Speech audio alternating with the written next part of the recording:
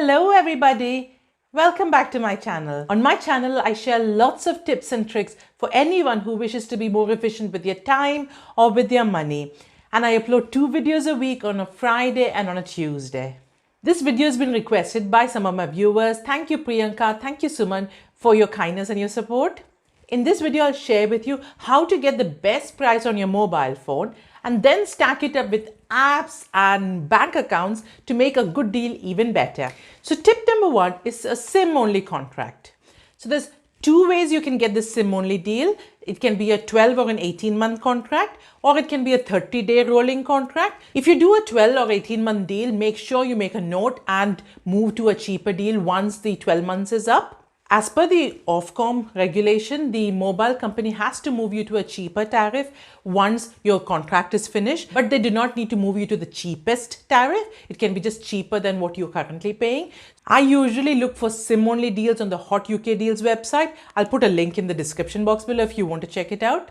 Tip number 2 is for buying a new handset. If you get a new mobile contract that it has a free handset, the interest charges for the handset is usually hidden in the contract charges. So most of the time, getting your handset separately and then just paying for a SIM-only deal is the cheapest way to do it. But buying a new handset is expensive, but there's a few ways you can pay for it. The first way you can buy a new handset is paying cash, of course, which is my preferable way. So you save, you budget, and then buy a new handset when you can afford it. The second way is both Apple and Samsung have their latest phone at 0% interest. So that may be an option you may be looking at. The third option is to get a 0% card for purchases and then buy it that way and pay it off before the credit card term finishes. You may also want to look at refurbished handsets from Amazon Warehouse or Argos or even O2, which come with a warranty period. So it's better than getting it off Marketplace or on eBay.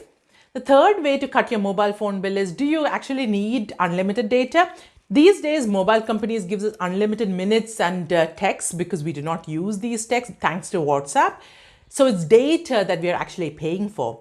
So this is one area that you can really cut back on. Use Wi-Fi hotspots. I listen to a lot of podcasts, so I just download it on my phone before I leave the house with my home Wi-Fi. So this is one way I cut back on the data that I use.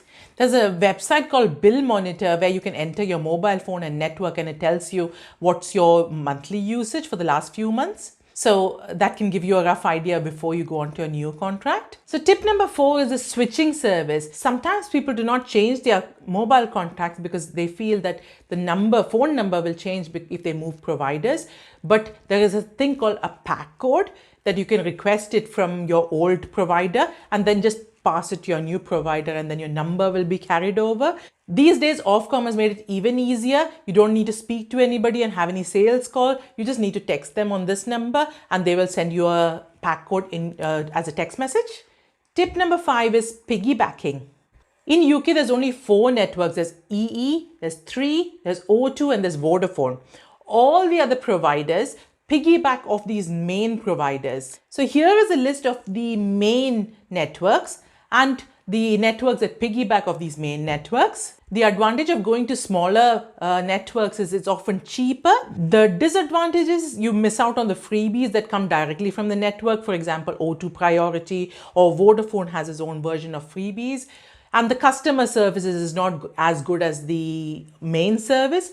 The 6th tip is data roaming. All UK networks are free for both phone calls and internet in all of Europe. Only 3 has data roaming for 71 countries, including America and Australia. It does not include India, unfortunately.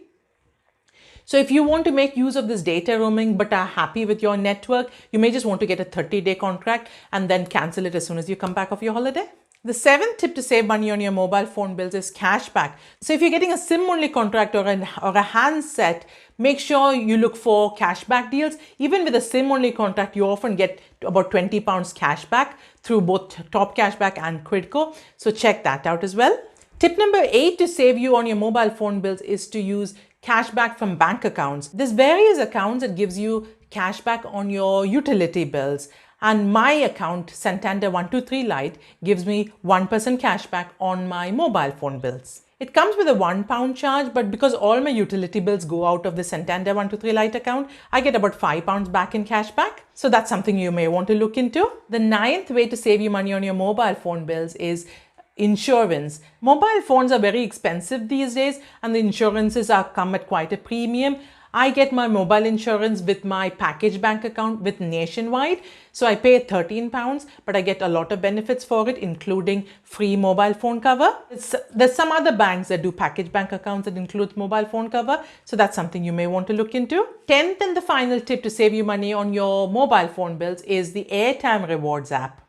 I've covered this in another video, sharing the apps that save me money. So there's Airtime Rewards. So very simply, I've downloaded this free app on my mobile and I've registered my credit card or my debit card that I use for purchases on this app. And there's several retailers that give you 2% or 5% or 3% cash back. The other day I made an Argos purchase that gave me 3% cash back. Boots has a 5% cash back. So it's regular everyday shops, and the cash back you get can be used towards your mobile phone bills. So that is another way to cut on your mobile phone bills. If you're interested to use this app, I have a unique referral link which gives us both a little bit of cash back. I'll put that in the description box below as well.